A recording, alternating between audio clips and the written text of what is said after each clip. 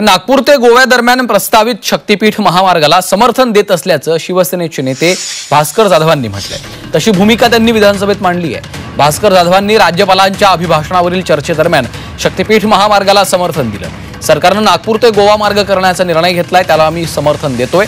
तसंच सार्वजनिक बांधकाम मंत्री एकनाथ शिंदे यांनी याआधी ग्रीनफील्ड महामार्ग कोकणातून करण्याची घोषणा केली होती, त्याला सरकारनं प्राधान्य द्यावं अशी देखील मागणी त्यांनी केली आहे।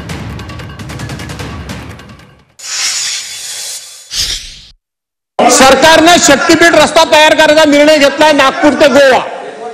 अध्यक्ष महोदय, त्यानिमित्त त्याला समर्थन मी देतोच, पण त्याचबरोबर गेले 14 वर्ष माझा मुंबई गोवा जो रखडलेला आहे। आपसात बोलू नका, बसा बसा बसा बसा।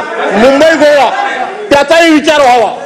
दुसरी गोष्ट, MMRDA मिनिस्टर म्हणून सन्मान्य एकनाथराव शिंदेनी त्यावेळेला ग्रीनफील्ड रस्ता हा कोकणाकरता देतो असं सांगितलं होतं, आणि म्हणून त्या शक्तीपीठ रस्त्याबरोबर त्याला सुद्धा सरकारने प्राधान्य द्यावं अशा पद्धतीची अध्यक्ष महोदय मी विनंती करतो।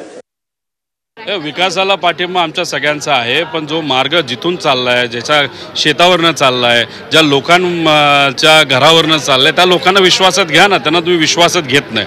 आता हे महाशय सर्व जे होते, जे सत्तेत आज आहेत, कोल्हापूरला जाऊन आणि 2-3 ठिकाणी म्हणजे धाराशिवला जाऊन काय भाषणं करत होते, काळजी करू नका, हा मार्ग आम्ही करून देणार नाही। आता तुम्ही मतं मिळवली, आता तुम्ही काय म्हणायला लागला, आता करावाच लागतोय। म्हणजे फसवल्यासारखं नाही झालं का? आमचा विरोध कशाला की तुम्ही लोकांना फसवताय। केवळ शेतकऱ्यांचाच याला विरोध आहे अशातला भाग नाही। जे शेती करत नाहीत पण कधीतरी त्या रस्त्यावरनं प्रवास करणार आहेत, त्यांचा सुद्धा खिसा कापला जाणार आहे। हे लक्षात ठेवून सगळ्यांनीच या रस्त्याला विरोध केला पाहिजे अशी आमची भूमिका आहे।